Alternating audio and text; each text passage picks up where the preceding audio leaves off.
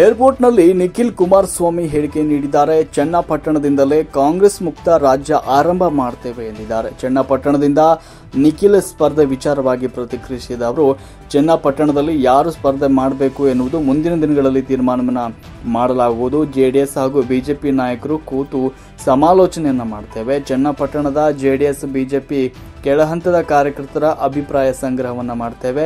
ರಾಜ್ಯದ BJP JDS ನಾಯಕರು ವರದಿ ತಯಾರು ಮಾಡಿ ಕೇಂದ್ರ ನಾಯಕರಿಗೆ ರವಾನೆ ಮಾಡ್ತಾರೆ. ಚನ್ನಪಟ್ಟಣ ಗೆಲ್ಲುವ ಮೂಲಕ ಕಾಂಗ್ರೆಸ್ ಮುಕ್ತ ರಾಜ್ಯ ಆರಂಭವಾಗಲಿದೆ ಎಂದಿದ್ದಾರೆ. ಹೊರಗೆ ಬರ್ತಾ ಇದ್ದಾರೆ. ಸಾಕಷ್ಟು ಒಂದು ನಿರೀಕ್ಷೆಗಳು, ಅವ್ರನ್ನ ಭೇಟಿ ಮಾಡಬೇಕು, ಅವ್ರನ್ನ ಬಹಳ ಸ್ವಾಗತದಿಂದ ಬರಮಾಡ್ಕೊಳ್ಬೇಕು ನಮ್ಮ ರಾಜ್ಯಕ್ಕೆ ಅಂತಕ್ಕಂಥದ್ದು. ಮೊದಲನೇ ಬಾರಿ ತಾವು ಹೇಳ್ದಂಗೆ ಕೆಂಪೇಗೌಡ ಇಂಟರ್ನ್ಯಾಷನಲ್ ಏರ್ಪೋರ್ಟ್ಗೆ ಬೆಂಗಳೂರಿಗೆ ಬರ್ತಾ ಇದ್ದಾರೆ.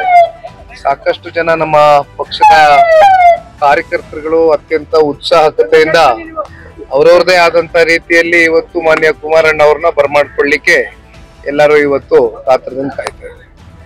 ಸರ್, ಕುಮಾರಣ್ಣ ಅವ್ರಿಗೆ ಕೃಷಿ ಖಾತೆ ನಿಭಾಯಿಸಬೇಕಂತ ಒಂದು ಒಲವು ವ್ಯಕ್ತಪಡಿಸಿದ್ರೆ, ಆದ್ರೂ ಕೂಡ ಉಕ್ಕು ಮತ್ತೆ ಬೃಹತ್ ಕೈಗಾರಿಕೆ ಇದು ಬಹುಶಃ ಮಂಡ್ಯ ಲೋಕಸಭಾ ಕ್ಷೇತ್ರದಿಂದ ಸ್ಪರ್ಧೆ ಮಾಡಿರ್ತಕ್ಕಂಥ ಹಿನ್ನೆಲೆಯಲ್ಲಿ ಅತಿ ಹೆಚ್ಚು ರೈತಾಪಿ ವರ್ಗ ಮಂಡ್ಯ ಜಿಲ್ಲೆಯಲ್ಲಿ ಇರ್ತಕ್ಕಂಥದ್ದು.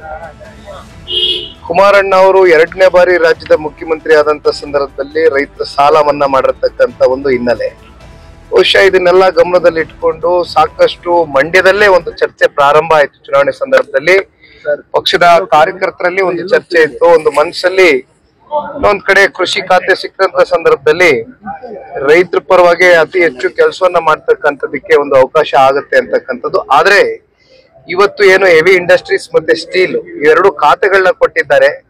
ಬಹುಶಃ ಈ ದೇಶದ ಒಂದು GDP ಗ್ರೋತ್ಗೆ ಅತಿ ಹೆಚ್ಚು ಪ್ರಾಮುಖ್ಯವಾದಂತ ಒಂದು ಪಾತ್ರವನ್ನು ವಹಿಸ್ತಕ್ಕಂಥದ್ದು ಇವೆರಡು ಖಾತೆಗಳು. ಹಾಗಾಗಿ ಸಾಕಷ್ಟು ಇವತ್ತು ನಿರೀಕ್ಷೆಗಳು ಮಾನ್ಯ ಕುಮಾರಣ್ಣ ಅವ್ರ ಮೇಲೆ ಇರ್ತಕ್ಕಂಥದ್ದು, ಜವಾಬ್ದಾರಿಗಳಿದೆ ಇವತ್ತು ಅವ್ರ ಮೇಲೆ ಹೆಚ್ಚಾಗಿ. ಆ ಜವಾಬ್ದಾರಿಯನ್ನ ಹೊರಿಸಿರ್ತಕ್ಕಂಥದ್ದು ಈ ದೇಶದ ಗೌರವಾನ್ವಿತ ಪ್ರಧಾನಮಂತ್ರಿಗಳು ಶ್ರೀ ನರೇಂದ್ರ ಮೋದಿಜಿ ಅವರು.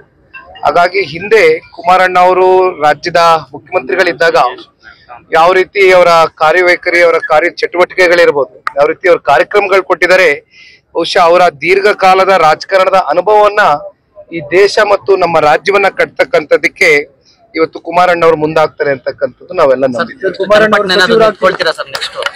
ಇದ್ರ ಬಗ್ಗೆ ಅನೇಕ ಸಂದರ್ಭದಲ್ಲಿ ಹೇಳಿದ್ದೀನಿ, ನೆನ್ನೆನು ಪ್ರೆಸ್ ಮೀಟ್ ಮಾಡಿದ್ದೀನಿ. ಪದೇ ಪದೇ ಇದ್ರ ಬಗ್ಗೆ ಚರ್ಚೆ ಮಾಡ್ತಕ್ಕಂಥ ಸೂಕ್ತ ಅಲ್ಲ.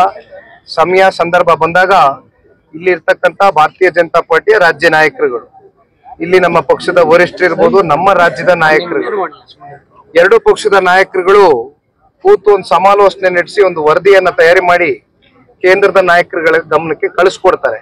ಜೊತೆಯಲ್ಲಿ ಚನ್ನಪಟ್ಟಣದಲ್ಲಿ ಇರ್ತಕ್ಕಂಥ ತೆಳಮಟ್ಟದ ಕಾರ್ಯಕರ್ತರುಗಳು, ಎರಡು ಪಕ್ಷದ ಕಾರ್ಯಕರ್ತರುಗಳ ಒಲವೇನಿದೆ, ಅವರ ಭಾವನೆಗಳೇನಿದೆ, ಅದನ್ನೆಲ್ಲ ಅರ್ಥೈಸ್ಕೊಂಡು ಅಂತಿಮವಾಗಿ ಯಾವ ರೀತಿ ಇವತ್ತು ಲೋಕಸಭಾ ಚುನಾವಣೆಯಲ್ಲಿ ಪರಸ್ಪರ ಜನತಾದಳ ಪಕ್ಷ ಹಾಗೂ ಭಾರತೀಯ ಜನತಾ ಪಾರ್ಟಿಯ ಕೇವಲ ಮುಖಂಡರುಗಳಷ್ಟೇ ಅಲ್ಲ, ಇವತ್ತು ತಳ ಹಂತದ ಕಾರ್ಯಕರ್ತರು ಕೂಡ ಬಹಳ ಆರೋಗ್ಯಕರವಾದಂತ ಒಂದು ಚುನಾವಣೆಯನ್ನ ಮಾಡಿರ್ತಕ್ಕಂಥ ಹಿನ್ನೆಲೆಯಲ್ಲೇ ನಮ್ಗೆ